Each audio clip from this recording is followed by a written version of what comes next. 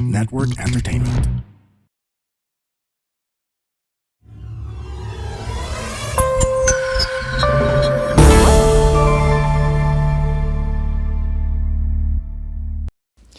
You're listening to the Adobe Talks podcast, The Business of Creativity, a series of high-level inspirational and educational sessions on how creativity unleashes inventive solutions that fuel the economy. In each episode, we'll be learning essential lessons through conversations with some of the brightest minds in the creative industries. I'm Angel Guerrero, founder, president, and editor-in-chief of Adobe Magazine. Today, we'll be talking about what it takes to build and nurture a team of innovators. Joining me in this chat is someone who is quite the authority on the topic. On the topic of It Takes a Village, how to turn your company into a brain trust of innovators. And having been on the Cannes jury for Innovation Lions and the Wart Prize for Innovation, as well as having served as jury president for Spikes Asia Innovation, and he's managing director, go-to-market and client service, Southeast Asia for Accenture Song. Ladies and gentlemen, Tuomas Peltoniemi. Thanks for joining us today, Tuomas.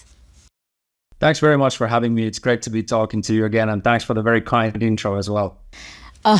You deserve more. I can actually say a lot more than what I just, in my description of you. Now, there's a lot of conversations on innovation, and you seem to be the pro. You've been exposed to it, and of course, where you sit in Accenture Song. But for you personally, I'd like to ask, how do you define innovation? Yeah, it's a great question. For me, innovation has to have one of two dimensions.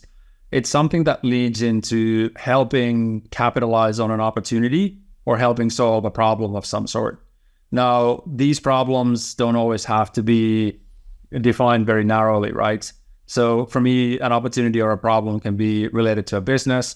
It can be related to something that's pervasive in society, or it can be related to something that us as humans kind of face on a daily basis. But for me, innovation has to have one of those two dimensions, right? So either capitalizing on an opportunity or solving a problem of some sort.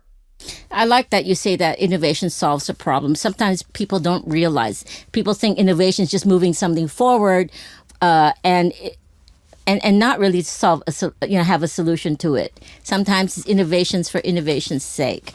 Now let's talk about Accenture Song. A lot of, I guess, us do not understand how Accenture Song works. Of course, we know Accenture as a consultancy, right? And then the development of Accenture Song, where you sit. I know David Droga joined. He's one of the world's leading creatives some years ago. And then that's when the name Accenture Song exploded. So can you tell us a little more about Accenture Song, and how is the structure of Accenture Song able to adopt and have, cultivate innovation within your organization? Yeah, it's a great question. If you think about Accenture Song's business, and what we actually help companies uncover is the end-to-end customer growth agenda. If you think of it that way. Now, what I mean by that is I would talk about our business in 4 different ways. We help design digital products and services. So this is very much where the acquisitions that we've announced in the last couple of weeks of Work & Co, for example, lead into. So how do we help design the best possible digital experiences and products and services for the customers of our clients, right? The second part is then how do you market those things? And, if you think about David Droga, and if you think about the very visible part of our business, it's still a very creative agency focused business, both globally and here in Asia. But in the bucket of marketing for us, it's not just creative agency work. We also define and build marketing technology stacks, marketing data technologies, and really work on marketing strategies and helping operate marketing on behalf of our clients. So it's quite an end-to-end marketing offering. We also help clients on commerce. So anything from commerce technology stacks to commerce experiences down to even operating some of the marketplace presence for our clients. And then the final bit is quite interesting, actually, and probably something that isn't widely known, is the aspect around how do we ensure clients can provide great service experiences for their customers, right? So AI-powered customer care and things like that. So if you really think about it, it's really the end-to-end customer growth agenda, right? So you create a great product digitally that people really enjoy using. You market it really well end-to-end. You help clients sell things online, whether it's through B2C or B2B channels. And then you also make sure that the actual customer service experience in any channel that you choose to engage with the brand is excellent. So it's what I really love about this model is it's completely end-to-end from that perspective. And you have really a way to affect the brand in all of the touch points that customers choose to engage with, right? So it's quite interesting that way. So it's a lot that you guys do. If you say end to end, and you talk about also marketing stacks and creatives and comms and data and AI, how big is Accenture Song? And what kind of departments do you have within Accenture Song? I'm just curious because you do end to end, and I know that probably, if I'm correct me if I'm wrong, your target market in terms of clients is still the CMO, correct? Yeah, it's a CMO agenda is very top of mind, but also if you think about some of the other areas of our business, there is an element of a CIO agenda as well. So any kind of chief information officer type agendas, people who would be making decisions on marketing technology investments and the like. And in some cases, depends on the brand, if they have sort of a chief experience officer or customer experience officer in their ranks. So these are the types of customers that we really work with. I mean, Song is quite sizable. If you think about our size and scale globally, it's about 18,000 employees now, and even in Southeast Asia, it's about 750 of us. Oh, that's huge. That's huge. Yeah, it's sizable. I would say. I mean, we just wrapped up an acquisition in Thailand of Rabbit's Tail, which was one of the prominent independent agencies in Thailand. So with that growth, we're also growing our headcount here. So from a people perspective, it's quite sizable. And I think the final thing that you asked around was our structure. If you think about our creative agency structure or our structure in general, the roles aren't necessarily that different to what you'd expect from a creative agency, but the overall structure of being a part of Accenture is really the game changer, I think, because we talk about these three dimensions. You have this transformational consulting capabilities and the very deep industry specialisms that Accenture has always been very good at. You bring a deep technology, data, and AI capability that Accenture in totality has, and then you bring this sort of creative customer experience and sort of, I guess, digital innovation lens into it through Song. That combination to me is a game changer. And I think when you talk about some of the innovation we do for our clients, it's really at that intersection where it happens at its best.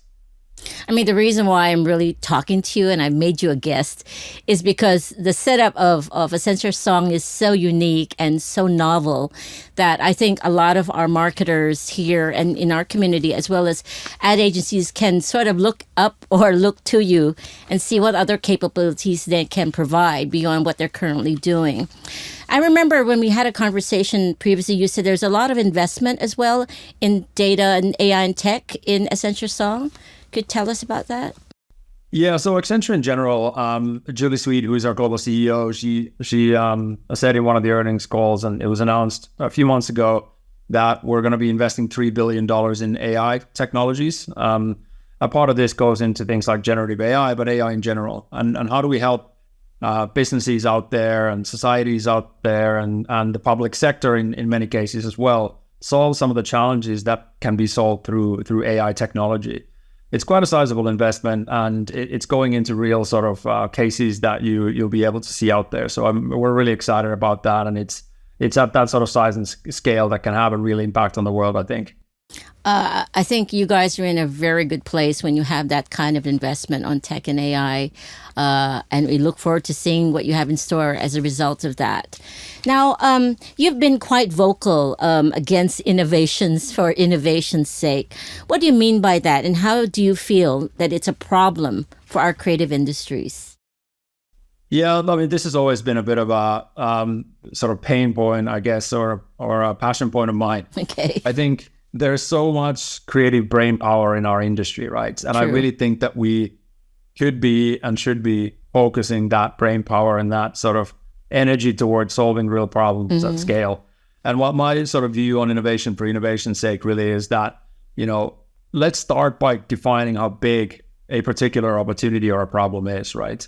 So I often use these scales. If you have a problem in a B2B business that needs to be solved for 10,000 people and you only solve it for a couple of people through some kind of a prototype of an innovation, it's great that we're pushing the boundaries, but I'd call that more R&D than innovation in that case, because it doesn't then solve that opportunity or problem at scale.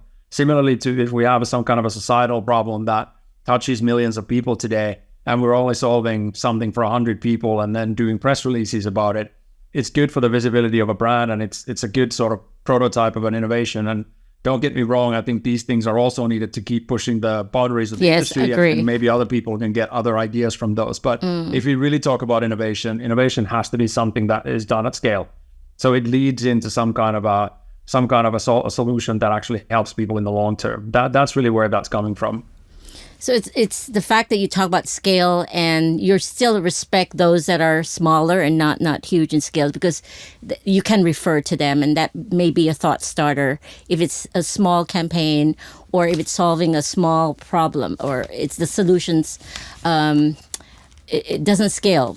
So I just wanted to know, let's define, what is a proper challenge to you that creativity needs to address? There are challenges that you say you can help at scale that Accenture Song can provide. What do you think is a challenge, or the proper challenge that creativity needs to address? I actually think creativity is one of those areas that could be used so much wider in business and society today. We could talk about a whole number of different cases, right? How do you solve, use creativity to solve some of the problems in congested cities, for example, right? How do you use creativity to solve a business-to-business problem for a company that relies solely on RFPs to grow?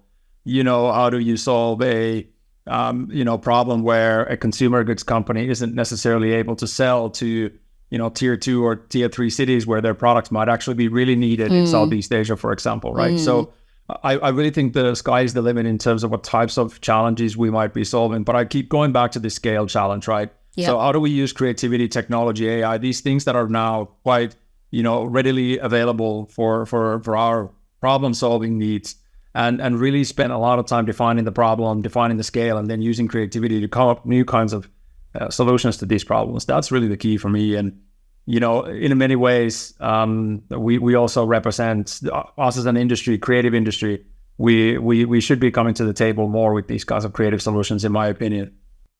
I'm with you there, Tuomas. Now, are there, we're talking about campaigns that solve at scale. Now, were there any campaigns from last year which struck you as groundbreaking, and why? Yeah, I'll talk about two different ones very quickly. Okay. First one is a little bit of a biased one, I think, because it's from Accenture Song or the Monkeys in Australia. It's really the first digital nation, and this is really... I love that campaign, by the way. It's a great one. Yeah. It's really using digital technology in a very interesting way where, obviously this, for those who might not be aware of the actual campaign, it's for the Pacific island nation of Tuvalu, and they have this real risk with rising sea levels of actually being literally wiped out off the map. So the team basically came and started co-creating what it was basically the starting point of a digital nation, and really creating a digital twin of one of its islands in the metaverse where future generations and current generations can really appreciate what this nation is really built on. And it's designed to be a starting point of a fully digital nation. So I think that was quite a really interesting one. And it scored high. It was a titanium in Cannes Lions last year. It was a titanium in Cannes Lions, but also it was mentioned by the UN Climate Change Conference, or Simon Kofi, who was the Minister of Justice and Communication Foreign Affairs of Tuvalu, was really giving an address there as well. So it was quite a visible thing. And the sort of outcome of this has been quite interesting. And the second campaign, the second campaign is called Shelmet. This one is a very different kind of thing, and I just wanted to talk about two very different kinds of problems. The first problem is, of course, wiping an entire nation off the map is devastating to the culture. Climate change. Right. Yeah, climate change. But this is still a climate change type, initiative where Shelmet is basically an actual product that is built out of discarded scallop shells. So in this case, they figured out a way to essentially create a new type of plastic that's sustainable and made out of discarded scallop shells. And in Japan, for example, or the seafood industry in Japan, basically creates 40,000 tons of discarded shells every year. That's a lot, 40,000 tons, yeah. I mean, it's hard to kind of even imagine, how big that looks. There's some That's interesting images of that in the case study video that was in Cannes. I mean, I think this picked up a Gold Innovation Lion or something like that last year. So this one, they've created actual products, different colors. But what was really cool about it as well is the actual design of the helmet takes some of its design cues from the structure of the scallop. So the ribbed nature of that sort of scallop. I see. Yes, yes. Yeah, and they were able to create something design-wise, which is, I think it was, I might be misquoting it now, but it was something like 30 or 40% stronger than a traditional helmet design. So, it's designed for production and be used as a safety helmet now. So it's kind of, I go to my definition of scale for innovation. Now, I don't know whether this has gone to actual mass production, but I could very easily see it at least going there. And that's kind of what, when I was the jury president in Spikes at the Innovation Alliance, the guidance to all the jury members was, we don't need to look for ideas that right now have already scaled, but we need to look for innovation ideas that we can believably imagine being scaled. And just looking at the background story of this particular case, I could very well see it as being a scaled product that's actually sold online and really readily available around the world. So quite an interesting case. Yeah, I think it's great that, especially for the helmet, it's, how to call it, it's like a circular economy. And also very important on how design is played into it and the practicality. So again, that's in a way very low tech. Very low. It's not even using technology really, except in the manufacturing or prototyping of that helmet, correct? Yeah, exactly. Yeah. So it's solving a real problem. It's creating a business opportunity. It's using design and creativity. In many ways, it ticks a lot of the boxes that I would always be looking for from innovation. And as far as I understand, the creative industry in this case had a pretty big part to play in conceiving this idea. So really, really a great example. So it's great. Now, Tuomas, 3 years ago, you said that people were talking too much about AI. We know that. It's in every conversation, every news piece, every conference. And there wasn't enough action about it back then.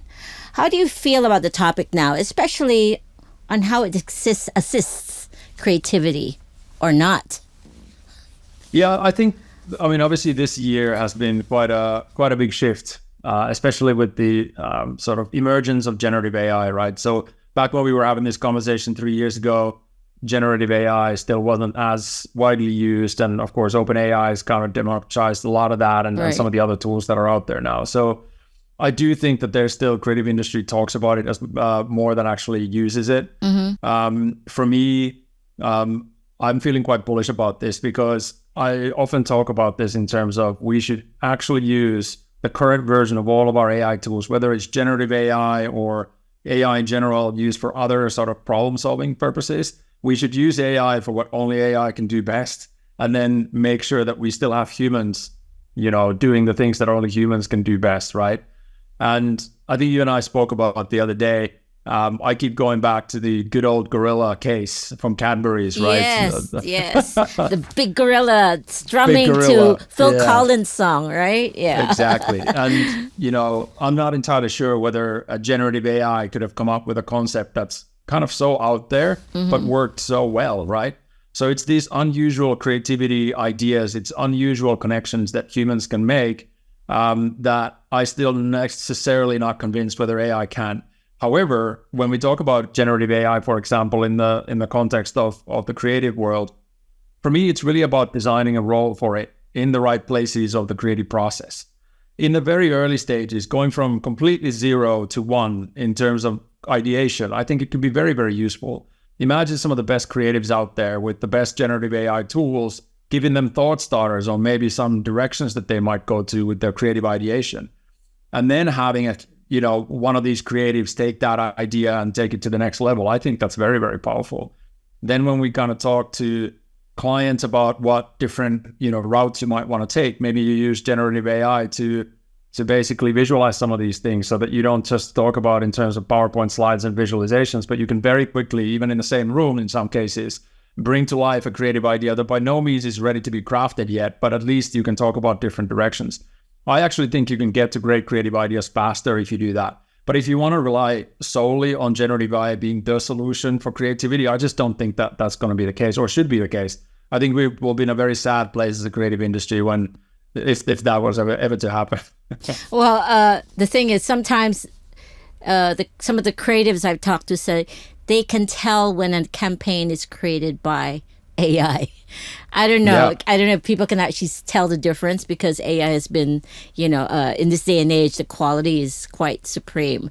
And a lot of like CGs is done with generative AI. But yes, Yeah. certainly I agree with you. It saves time, ideation and pitch, real-time understanding of options that you can take when it comes to campaigns and strategies because it's fed by data. And that's another. I'm not going to go there when you talk about what kind of data is fed into the AI machine, but that's another conversation. Yeah. Now, well, there is actually a school of thought. Sorry, there's Okay, a go school ahead. of thought now that thinks that, the more that we're using the same generative AI tools, the more similar the creative output is Output's going to gonna be. eventually come, Okay. right? Yeah. So it's you have to the feed more. differentiation. You have to feed Exactly. it different things. Yeah. Okay. Or the differentiation that comes from people, from humans, is going to be increasingly important actually as the automated, workflows are going to drive towards a more and more similar output. Well, thanks for that. I think that's a good tip. So we're not going to lose our job, guys. I think creativity is No, still the we really are ultimate not. tool that humanity and humans can give to this creative process. In Accenture Song, I know you look for innovators within your agency. How do you personally evaluate talent for a company like Accenture Song? Because you're offering so many capabilities. Yeah, I mean, we like people who are quite hands-on. I mean, it's a very hands-on business in any way. I think there's a couple of things that we look for. One is really the sort of people who can make unusual connections. So whether it's the connection between an AI or an emerging technology, people who are really willing to get into places like spatial computing and things like that, and are really not scared of getting in there and building prototypes and all that kind of stuff to kind of fuel the ideas that we have as a business, right? And I keep going back to this same notion of when you combine really deep industry experience, that's kind of one thing we look for. So somebody who really understands an industry inside and out, because people like that are very good at uncovering some of the opportunities that we could help solve. Then you have people who are more functional experts or capability experts, creative technologists, AI engineers, all this sort of new job scopes that are being created right now, like prompt engineers in Gen AI and all that. You bring people like that together, and then you add the scalability of technology and AI into it. That combination to me is very, very powerful, actually. But in short, we look for people who are experimental, hands-on, and really like to push the boundaries of what's possible. So how do you foster a culture like that? I mean, where you encourage people to innovate? I mean, what do you mean by permission to learn, permission to pivot? You talked about that before. Yeah, we did. I think for me, innovation should never be seen as a project or a program. Like the moment you have an innovation program that's separate to your core business in some way, shape, or form, I think you're going in the wrong direction. For me, it's more about creating a culture, creating an ongoing, expectation to learn.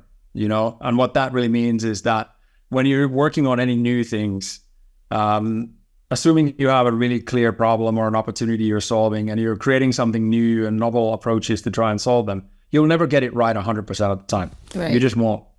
And it's that sort of pioneering approach to, learning from those experiments and learning from even the scalable sort of initiatives that we put in place, and then having that permission to pivot, which means, the actual solution that we thought out for that particular problem or opportunity might come to life in a very different way. But if you don't have that culture of continuous experimentation and that mindset, you might not get to a point of pivot in any case, right? And that to me is important. So both within agencies and within consultancies, as well as what we, try and instill for our clients, don't think of innovation as a program or a project. Really make sure that it's in culture, and it's expected, and it's really built into the fabric of the business. So what's the best way you've ever pivoted directions in this sense, you personally? I mean, personally, I think, different career pivots you could talk about for a while, actually. But for me, it's really a little bit more about running towards the fire, right? So I can talk about a few different examples of working on an operational model for a client, for example, to really build an innovative practice. But what we ended up happening in that particular case was that we realized very quickly together with the client in the room that the direction that we were taking just wasn't commercially viable. We had this idea in the room of what the team would look like and how many people, what kinds of people this client would go out and hire. But very quickly we got to a place where, we needed to keep the commercial realities of that sort of initiative in check. And we ended up going in a completely different direction. And I'm very happy to say that today that client actually has a much better program that we ever imagined, because again, they've actually built it much more into the expectations of the business rather than going into a particular operating model direction with innovation. So I think you can talk about a lot of these types of examples, but for me, the main thing is always been open to pivoting.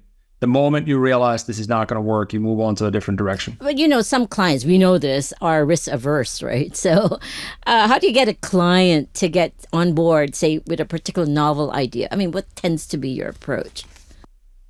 I mean, it's basically starting a bit smaller. That's what I find. I mean, when you're working on something completely new, I find that those approaches very rarely work for the largest and biggest and riskiest initiatives that the clients are working on.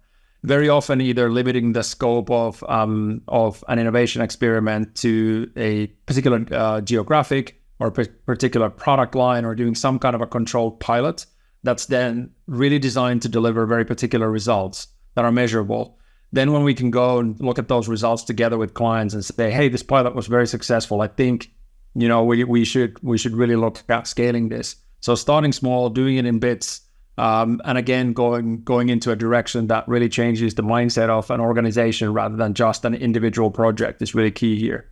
That's what's been quite successful. That's a great approach, because sometimes doing it big and too fast really scares the client when there's a lot of investment involved. So Tuomas telling us to start small, do pilots, and just get them to buy into it.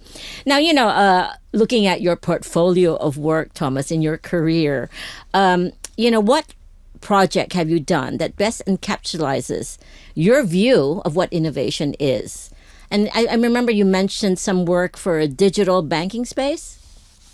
Yeah, so this was a reimagined digital bank, essentially, which was launched in a particular market with a particular audience insight. And it was really designed to help the underserved, a particular demographic that was very underserved in digital banking. So we wanted to bring the power of digital banking, the power of the different products that unlocks, the ease of use of app-based banking, the ease of use and access to personal and business loans for those who really need it. And this was very impactful. It ended up being one of the more successful digital banking launches, probably globally. Actually, it was done in Asia Pacific.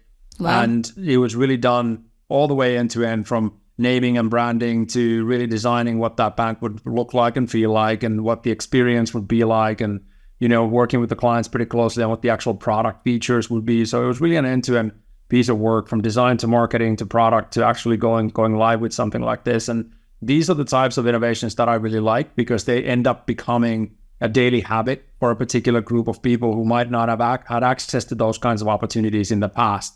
So I get a lot of energy out of those types of projects. So are you allowed to tell us who that client is? No, but I get...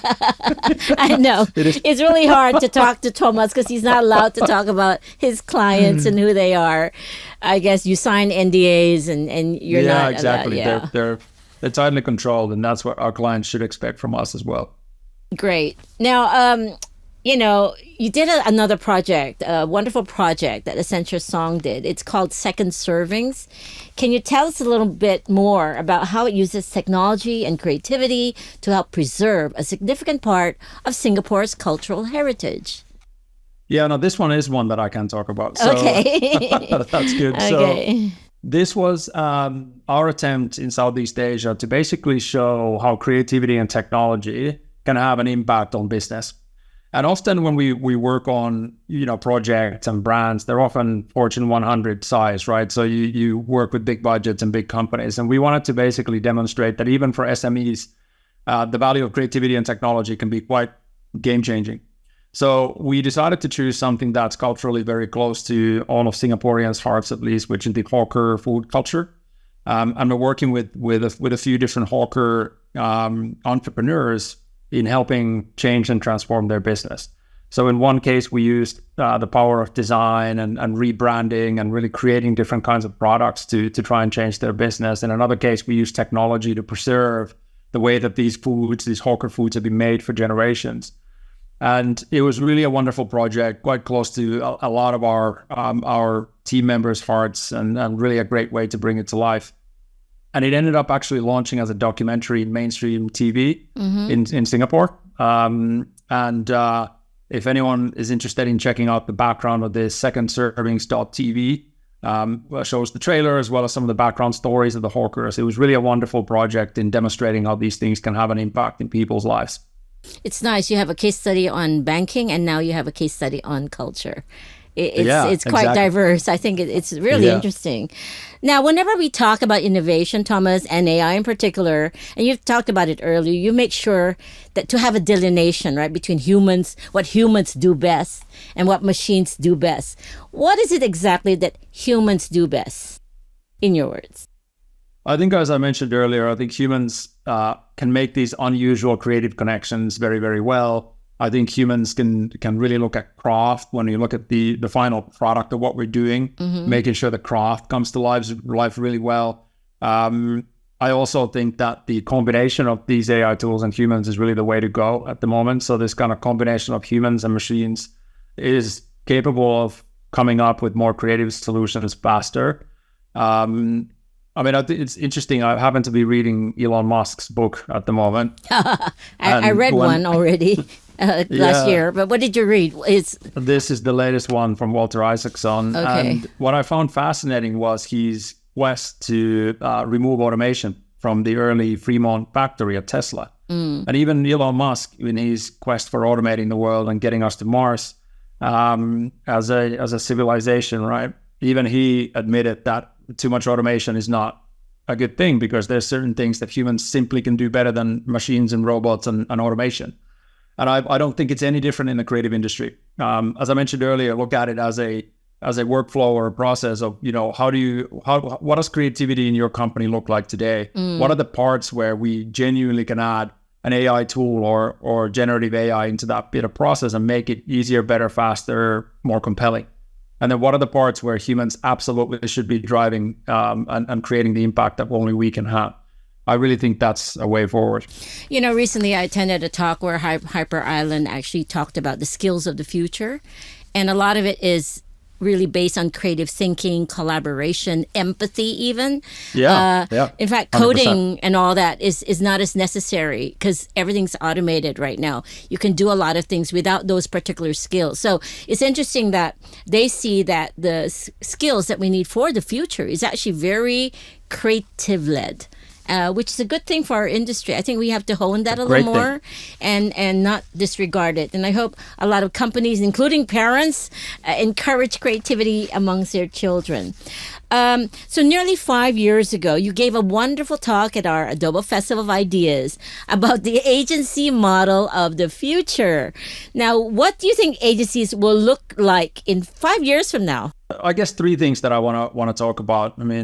If I take out my crystal ball, so please do. take this with a pinch of salt. Okay. I do think one of the challenges the creative industry has is industry relevance. What I mean by that is a lot of agencies are hamstrung a little bit by what industries their staff happens to have had experience in, right?